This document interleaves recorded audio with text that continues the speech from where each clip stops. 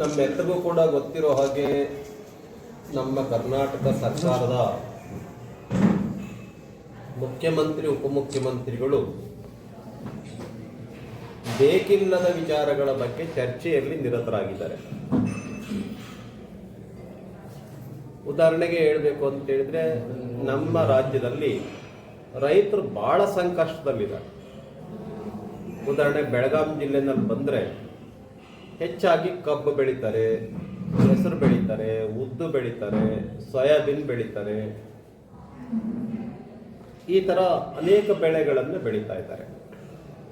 ಆದರೆ ಬೆಳೆದ ಬೆಳೆಗೆ ಸರ್ಕಾರದ ಖರೀದಿ ಕೇಂದ್ರಗಳನ್ನು ಇದುವರೆಗೆ ಓಪನ್ ಮಾಡಿಲ್ಲ. ಉದಾಹರಣೆಗೆ ಹೇಳ್ತೀನಿ ನಾನು, ರಾಜ್ಯದಲ್ಲಿ ಎಷ್ಟು ಟನ್ ಮೆಕ್ಕೆಜೋಳ ಬೆಳೀತಾರೆ? ಒಂದು ಅಂಕಿಅಂಶದ ಪ್ರಕಾರ 54,74,000 ton, 54,74,000 metric ton. I am repeating, 54,74,000 metric ton. ಇವರು ಹೇಳ್ತಾ ಇದ್ದಾರೆ ನಾವು 5 ಲಕ್ಷ ಟನ್ ಅನ್ನು ಖರೀದಿ ಮಾಡ್ತೀವಿ ಅಂತ. ಹಂಗಾದ್ರೆ ಉಳಿದಿರೋ ರೈತರು ಏನು ಮಾಡಬೇಕು? ಸಿಕ್ಕ ಬೆಲೆಗೆ ಮಾರಾಟ ಮಾಡ್ಕೊಂಡು ಹೋಗ್ಬೇಕಾ? ಎಲ್ಲಿದ್ದಾರೆ ಮುಖ್ಯಮಂತ್ರಿಗಳು? ಯಾವ ಲೋಕದಲ್ಲಿದ್ದಾರೆ? ಏನು ಯೋಚನೆ ಮಾಡ್ತಾ ಇದ್ದಾರೆ? ಅವ್ರು 5 ಲಕ್ಷ ಟನ್ ಖರೀದಿ ಮಾಡಿದ್ರೆ ಇನ್ನು ಹತ್ತತ್ರ ಸುಮಾರು ಎಷ್ಟು 49,74,000 ಮೆಟ್ರಿಕ್ ಟನ್ ರೈತರು ಮಾರಾಟ ಮಾಡಬೇಕಲ್ಲ. ಅದು 1,600-1,700 ರೂಪಾಯಿಗೆ ಕೇಳ್ತಾ ಇದ್ದಾರೆ ಖಾಸಗಿ ಏಜೆನ್ಸಿಯವರು. ಅಷ್ಟಕ್ಕೆ ಮಾರಾಟ ಮಾಡ್ಕೊಂಡ್ಬಿಡ್ಬೇಕಾ? ರೈತರು ಸಾಲ ಮಾಡಿರ್ತಾರೆ, ಜೀವನ ಬಹಳ ಕಷ್ಟ ಆಗಿದೆ ಅವರು. ಅದಲ್ಲದೆ ಕೇಂದ್ರ ಸರ್ಕಾರ 6,000 ರೂಪಾಯಿ ಕಿಸಾನ್ ಸನ್ಮಾನ್ ನಿಧಿ ಕೊಡುತ್ತೆ. ಅದಷ್ಟೇ ಮಾತ್ರ ಈಗ ರೈತರ ಅಕೌಂಟ್ಗೆ ಹೋಗ್ತಾ ಇರೋದು. ನಾವೇನು ಆರಂಭ ಮಾಡಿದ್ವಿ ಯಡಿಯೂರಪ್ಪನವ್ರ ಕಾಲದಿಂದ 4,000 ರೂಪಾಯಿ ಕೊಡೋದನ್ನು, ಅದನ್ನು ಈ ಸರ್ಕಾರ ನಿಲ್ಲಿಸ್ಬಿಟ್ಟಿದೆ. ಎಷ್ಟು ಜನಕ್ಕೆ ನಿಲ್ಲಿಸಿದೆ? 51 ಲಕ್ಷ ರೈತರಿಗೆ 4,000 ರೂಪಾಯಿ ಪ್ರತಿಯೊಬ್ಬರ ಅಕೌಂಟ್ಗೆ ಏನು ಪ್ರತಿ ವರ್ಷ ಹೋಗಬೇಕಾಗಿತ್ತು ಅದನ್ನು ನಿಲ್ಲಿಸಿದ್ದಾರೆ. ಅದರಿಂದ ಸಾವಿರಾರು ಕೋಟಿ ರೂಪಾಯಿ ಈ ಸರ್ಕಾರಕ್ಕೆ ಉಳಿತಾಯ ಆಗ್ತಾ ಇದೆ. ಅದಾದಮೇಲೆ ಇನ್ನು ಕಬ್ಬು, ನೀವೇ ನಿರ್ಧಾರ ಮಾಡಿದ್ರಿ ಎಲ್ಲ ರೈತ ನಾಯಕರನ್ನ ಕರೆದು 3,300 ರೂಪಾಯಿಗೆ ಪರ್ ಟನ್ ಖರೀದಿ ಮಾಡಬೇಕು ಅಂತ. ಅದು ಹೇಗೆ ಅಂತ ಇಂಥ ಜಿಲ್ಲೆ ಅಂತಲ್ಲ, ಎಲ್ಲ ಜಿಲ್ಲೆಯವರು ಕೂಡ ಈ ಬೆಲೆಗೆ ಖರೀದಿ ಮಾಡಬೇಕು ಅಂತ ನೀವು ಆದೇಶವನ್ನು ಹೊರಡಿಸಿದ್ರಿ. ನಿಮ್ಮ ಆದೇಶವನ್ನು ನಿಮ್ಮ ಮಂತ್ರಿಗಳ ಧಿಕ್ಕರಿಸಿದ್ದಾರೆ. 3,300 ರೂಪಾಯಿ ಕೊಡಿ ಅಂತ ನೀವು ಹೇಳಿದ್ರಿ. ಅಲ್ಲಿ ಬೀದರ್ ಜಿಲ್ಲೆಯಲ್ಲಿ 2,950 ರೂಪಾಯಿ ಕೊಡ್ತಾ ಇದ್ದಾರೆ ರೈತರಿಗೆ.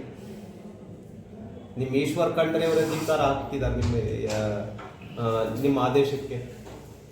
3,150 ರೂಪಾಯಿ ಬಾಗಲಕೋಟೆ ಜಿಲ್ಲೆಯಲ್ಲಿ ಕೊಡ್ತಾ ಇದ್ದಾರೆ.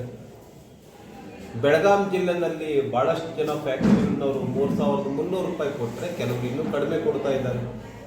ಅಂದ್ರೆ ನಿಮ್ಮ ಆದೇಶ ಎಲ್ಲಿ ಪಾಲನೆ ಆಗ್ತಾ ಇದೆ? ಇನ್ನು ಇದಕ್ಕೆ ಬನ್ನಿ, ಎಲ್ಲಿ ತುಂಗಭದ್ರಾ ಅಚ್ಚುಕಟ್ಟು ಪ್ರದೇಶಕ್ಕೆ ಬನ್ನಿ. ಬಳ್ಳಾರಿ, ವಿಜಯನಗರ, ರಾಯಚೂರು, ಕೊಪ್ಪಳ, ಆ 4 ಜಿಲ್ಲೆ ರೈತರು ತುಂಗಭದ್ರಾ ಈ ಸರಿ 2 ಸರಿ ತುಂಬಿತು, ಕೃಷ್ಣ 2 ಸರಿ ತುಂಬಿತು, ಕಾವೇರಿ 2 ಸರಿ ತುಂಬಿತು, ಮಲಪ್ರಭಾ ಘಟಪ್ರಭಾ 2 ಸರಿ ತುಂಬಿದ್ವು. ಈ ಸರಿ ಎಲ್ಲ ಡ್ಯಾಮ್ಗಳು 2 ಸರಿ ತುಂಬಿದ್ವು. ಮಳೆ ಚೆನ್ನಾಗಿ ಬಂದಿತ್ತು.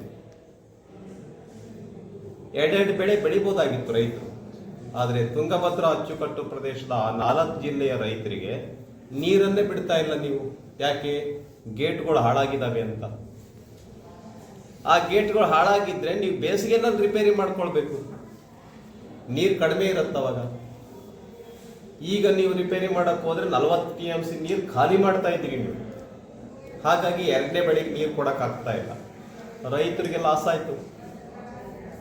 ಅದಕ್ಕೆ ನಾವು ಹೇಳ್ತಾ ಇದ್ದೀವಿ, ಆ ರೈತರಿಗೆ 4 ಜಿಲ್ಲೆಯ ರೈತರಿಗೆ 2ನೇ ಬೆಳೆಗೆ ಏನು ಪ್ರತಿ ಎಕರೆಗೆ 25,000 ಕೊಡಿ ಅಂತ ನಾವು ಆಗ್ರಹ ಪಡಿಸ್ತಾ ಇದ್ದೀವಿ. ಈ ಸರ್ಕಾರ ಇನ್ನೂ ಚಕಾರನೇ ಎತ್ತಾ ಇಲ್ಲ. ಅವ್ರು ನಾಟಿ ಕೋಳಿ ಊಟ ಮಾಡ್ತಾ ಇದ್ದಾರೆ. ರೈತರು ಸಾವು ಬದುಕಿನಲ್ಲಿ ಹೋರಾಟ ಮಾಡ್ತಾ ಇದ್ದಾರೆ, ಇವರು ನಾಟಿ ಕೋಳಿ ಇಡ್ಲಿ ತಗೊಳ್ಳೋದು, ಚಪಾತಿ ತಗೊಳ್ಳೋದು, ನಾಟಿ ಕೋಳಿ ಜೊತೆಗೆ ಜೀರಾ ರೈಸ್ ತೆಗೆದುಕೊಳ್ಳೋದು, ಏನು ಇನ್ಯಾವ ಏನು ರೈಸ್ ತಗೊಳ್ಳೋದು ನಾಟಿ ಕೋಳಿ ಜೊತೆಗೆ ಅಂತ ಚರ್ಚೆನಲ್ಲಿದ್ದಾರೆ. ರೈತರು ಎಷ್ಟೇ ಬಾಯಿ ಬಡ್ಕೊಂಡ್ರು ಕೂಡ ಇವರು ಮಾತಾಡ್ತಾನೆ ಇಲ್ಲ. ಬ್ರೇಕ್ಫಾಸ್ಟ್ ಮಾಡ್ತೀವಿ, ನಾಟಿ ಕೋಳಿ ಊಟ ಮಾಡ್ತೀವಿ ಅಂತ ಬೇಕಿಲ್ಲದ ವಿಷಯದ ಬಗ್ಗೆ ಈ ಸರ್ಕಾರ ಚರ್ಚೆನಲ್ಲಿ ಇದೆ. ಇನ್ನು ರೈತರು ಇನ್ನೂ ಸಾಕಷ್ಟು ಸಮಸ್ಯೆ ಒಳಗೆ ಸಿಕ್ಕಾಕೊಂಡಿದ್ದಾರೆ. ಫಾರ್ ಎಕ್ಸಾಂಪಲ್ ತೊಗರಿ ಬೆಳೆ, ಎಲ್ಲಿ ಕಲಬುರ್ಗಿ, ಬೀದರ್, ಬಿಜಾಪುರ, ಯಾದಗಿರಿ, ರಾಯಚೂರು, ಬಾಗಲಕೋಟೆ, ಈ ಥರದ ಒಂದು 6-7 ಜಿಲ್ಲೆ ಏನಿದಾವೆ, ಅಲ್ಲಿ ತೊಗರಿ ಬೆಳೆ ಏಷ್ಯಾದಲ್ಲೇ ಹೆಚ್ಚು ಬೆಳೀತಾ ಇರತಕ್ಕಂಥ ಜಿಲ್ಲೆಗಳವು. ಅವುಗಳನ್ನು ಖರೀದಿ ಕೇಂದ್ರ ಓಪನ್ ಮಾಡಿಲ್ಲ. ಅಲ್ಲಿ ಒಂದು 80% ಬೆಳೆ ನಾಶ ಆಗಿದೆ ಈ ಸಾರಿ. ಆ 80% ಬೆಳೆಗೆ ನಾಶ ಆಗಿದ್ದಕ್ಕೆ ಪರಿಹಾರ ಕೊಡಬೇಕಲ್ಲ, ಇನ್ನೂ ಕೊಡ್ತಾ ಇಲ್ಲ.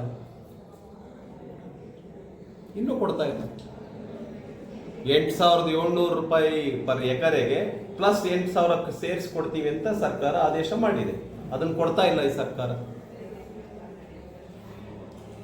ಇನ್ನು ಕಳೆದ ಸಾರಿ ತೊಗರಿ ಬೆಳೆ ನಾಶ ಆಗಿದ್ದು, ತೊಗರಿ ಬೆಳೆನಲ್ಲಾಗಿರ್ತಕ್ಕಂಥ ನಷ್ಟ ಇದಕ್ಕೆ 500 ಕೋಟಿ ರೂಪಾಯಿ ಘೋಷಣೆ ಮಾಡಿತ್ತು ರಾಜ್ಯ ಸರ್ಕಾರ. ಅದನ್ನು ಇನ್ನೂ ಕೊಟ್ಟಿಲ್ಲ. ಇನ್ನು ಹಾಲು ಉತ್ಪಾದಕರಿಗೆ ಪರ್ ಲೀಟರ್ 5 ರೂಪಾಯಿ ಪ್ರೋತ್ಸಾಹ ಧನವನ್ನ ಯಡಿಯೂರಪ್ಪನವ್ರ ಕಾಲದಿಂದ ಕೊಡ್ತಾ ಇದ್ದೀವಿ. ಈ ಸರ್ಕಾರನೂ ಮುಂದುವರಿಸಿದೆ ಅದನ್ನ. ಆದರೆ ಕಳೆದ 4-5 ತಿಂಗಳಿಂದ 620 ಕೋಟಿ ರೂಪಾಯಿ ಬಾಕಿ ಹಣ ಏನಿದೆ ಇನ್ನೂ ಕೊಟ್ಟಿಲ್ಲ. ಶಾಲಾ ಕಾಲೇಜುಗಳ ಪರಿಸ್ಥಿತಿ ಅಂತೂ ಚಿಂತಾಜನಕ ಆಗಿದೆ. ಪಾಠ ಮಾಡದೇ ಇರೋ ಪರಿಸ್ಥಿತಿ. ಇಷ್ಟು ದಿನಗಳ ಕಾಲ ಜಾತಿ ಗಣತಿ, ಸಾಮಾಜಿಕ ಆರ್ಥಿಕ ಶೈಕ್ಷಣಿಕ ಪರಿಸ್ಥಿತಿಯ ಅಧ್ಯಯನವನ್ನ ಮಾಡಿದ್ರು. ಈಗ ನಾಯಿ ಗಣತಿ ಮಾಡಬೇಕು ಅವರು. ಶಿಕ್ಷಕರ ಪರಿಸ್ಥಿತಿ ನಾಯಿಪಾಡಾಗಿದೆ. ಇನ್ನು ಶಿಕ್ಷಣದ ಗುಣಮಟ್ಟವೋ ದೇವರೇ ಕಾಪಾಡಬೇಕು. SSLC ರಿಸಲ್ಟ್ 35%ನಿಂದ 33% ಇಳಿಸಿದ್ದಾರೆ. ಯಾಕೆ? ನಮ್ಮ ಮಾನ್ಯ ಪ್ರಿಯಾಂಕಾ ಖರ್ಗೆ ಅವರ ಜಿಲ್ಲೆಗಳು ಲಾಸ್ಟಿಗೆ ಇದಾವೆ ಜಿಲ್ಲೆ ಫಲಿತಾಂಶದಲ್ಲಿ. ಅದಕ್ಕೆ ಸ್ವಲ್ಪ ಹೆಚ್ಚು ಮಾಡಬೇಕು ಅಂತೇಳಿ ಅವರು 35%ನಿಂದ 33% ಇಳಿಸಿದ್ದಾರೆ. This is the standard of this government. ಇನ್ನು ನಮ್ಮ ಪ್ರೈಮರಿ ಸ್ಕೂಲು, ಹೈಸ್ಕೂಲ್ ಮಕ್ಕಳಿಗೆ ಸರ್ಕಾರ ಶಾಲೆಗಳಲ್ಲಿ ಯೂನಿಫಾರ್ಮ್ ಕೊಡಬೇಕು. ಯೂನಿಫಾರ್ಮ್ ಇನ್ನೂ ಕೊಟ್ಟಿಲ್ಲ. ಶೂ ಕೊಟ್ಟಿಲ್ಲ, ಸಾಕ್ಸ್ ಕೊಟ್ಟಿಲ್ಲ, ಸರಿಯಾಗಿ ಬಿಸಿ ಊಟ ಕೊಡ್ತಾ ಇಲ್ಲ. ಹಾಸ್ಟೆಲ್ಗಳ ಪರಿಸ್ಥಿತಿ ಅಂತೂ ಚಿಂತಾಜನಕ ಆಗಿದೆ. ಇನ್ನು SC/STಗಳಿಗೆ SCP TSP ಹಣ ಏನು 24.1% ಹಣನ ನಾವು ತೆಗೆದಿಡ್ತೀವಿ, ಅದರ ದುರುಪಯೋಗ ಆಗ್ತಾ ಇದೆ. SC/STಗಳಿಗೆ ಅನ್ಯಾಯ ಮಾಡ್ತಾ ಇದ್ದಾರೆ. ಒಳ್ಳೆ ಹಾಸ್ಟೆಲ್ಗಳು ಕಟ್ತಾ ಇಲ್ಲ. ಸುಮಾರು 7,000 ಸ್ಕೂಲ್ಗಳಲ್ಲಿ ಅಡ್ಮಿಷನ್ ಇಲ್ಲ, ಖಾಲಿ. KPS ಶಾಲೆಗಳು ಮಾಡಕ್ಕೆ ನಮ್ದು ವಿರೋಧ ಇಲ್ಲ.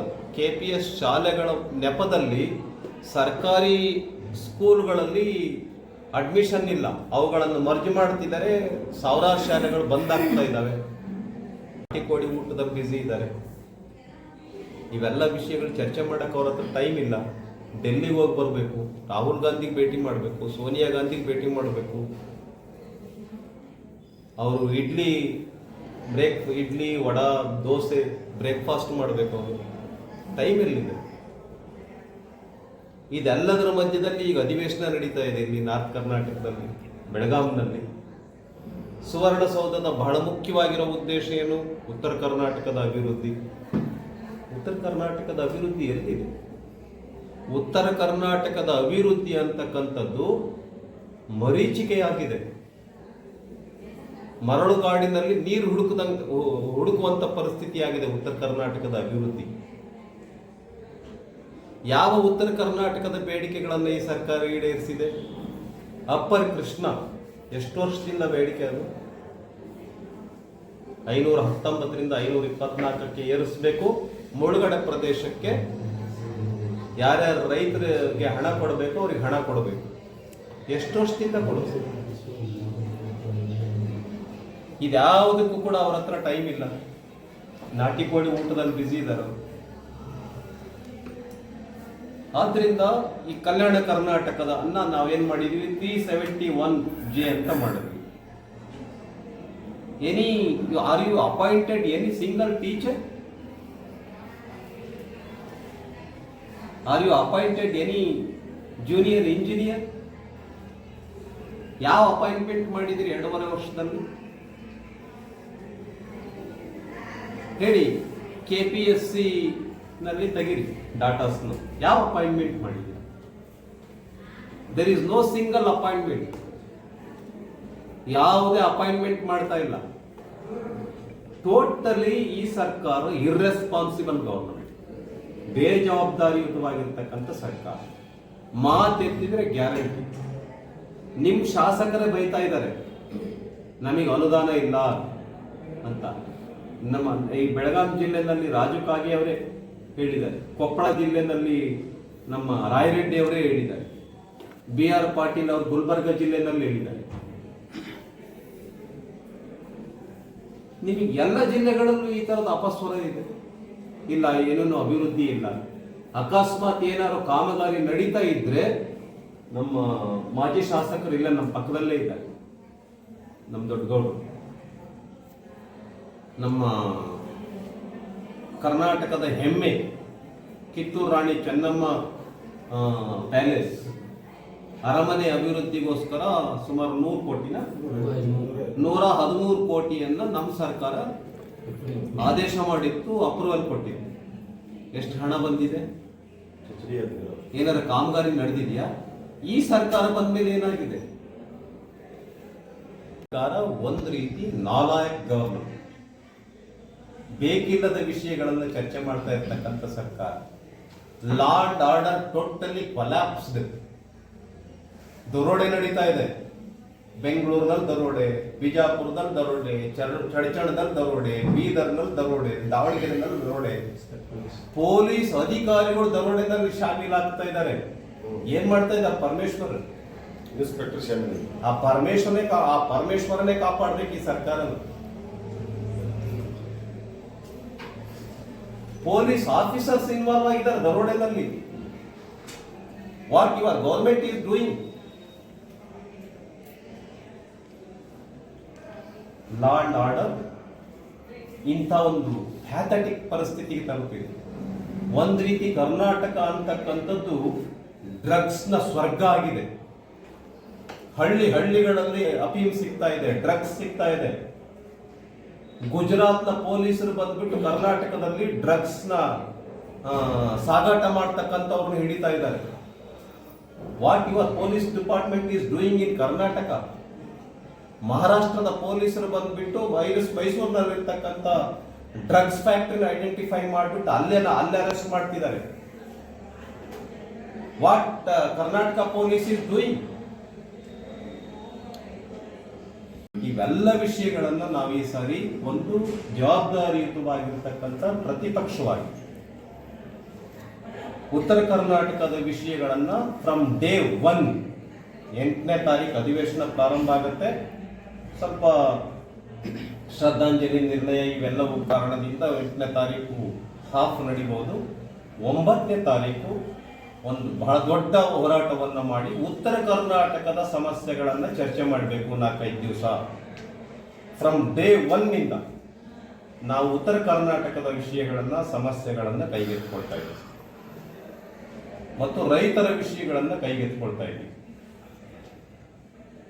ಮತ್ತು ಒಂದಿನ ಶೈಕ್ಷಣಿಕ ಸಮಸ್ಯೆಗಳನ್ನ ಕೈಗೆತ್ತಿಕೊಳ್ತಾ ಇದ್ದೀವಿ.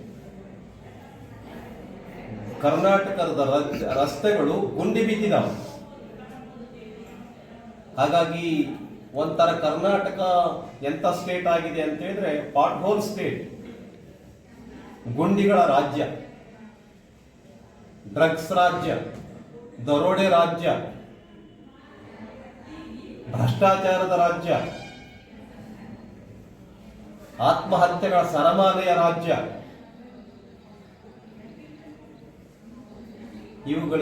ಇವುಗಳೆಲ್ಲ ವಿಷಯಗಳನ್ನು ಇಟ್ಕೊಂಡು ನಾವು 9ನೇ ತಾರೀಕು ಹೋರಾಟವನ್ನು ಮಾಡ್ತಾ ಇದ್ದೀವಿ. ಸದನದ ಒಳಗೆ ಮತ್ತು ಸದನದ ಹೊರಗೆ ನಾವು ಹೋರಾಟವನ್ನು ಮಾಡ್ತೀವಿ. ಅಂದ್ರೆ ನಾಟಿ ನಾವು ನಾಟಿ ಕೋಳಿ ತಿನ್ನೋ ಸಮಯ ಅಲ್ಲ ಇದು. ರೈತರ ಸಮಸ್ಯೆಯನ್ನು ಬಗೆಹರಿಸಿ ಫಸ್ಟ್. ಬಟ್ ಅವ್ರು ಟೆಸ್ಟಿಂಗ್ ನಾಟಿ ಕೋಳಿ ಬಿಡಿ, ರೈತರಿಗೆ ಪರಿಹಾರ ಕೊಡಿ. ಬಟ್ ಅವ್ರು ಟೆಸ್ಟಿಂಗ್ನಾಗ ಅದಾರಲ್ರಿ. ಬ್ರೇಕ್ಫಾಸ್ಟ್ ಬಿಡಿ, ರೈತರಿಗೆ ಪರಿಹಾರ ಕೊಡಿ.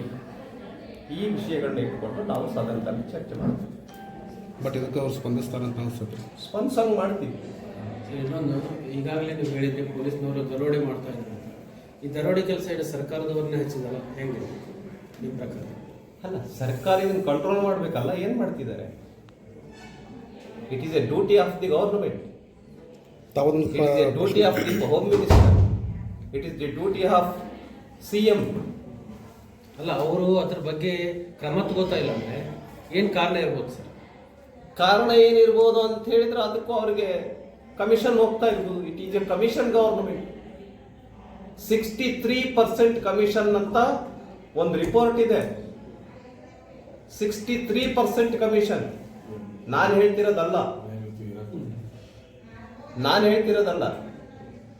It is not the report of Ravikumar studied.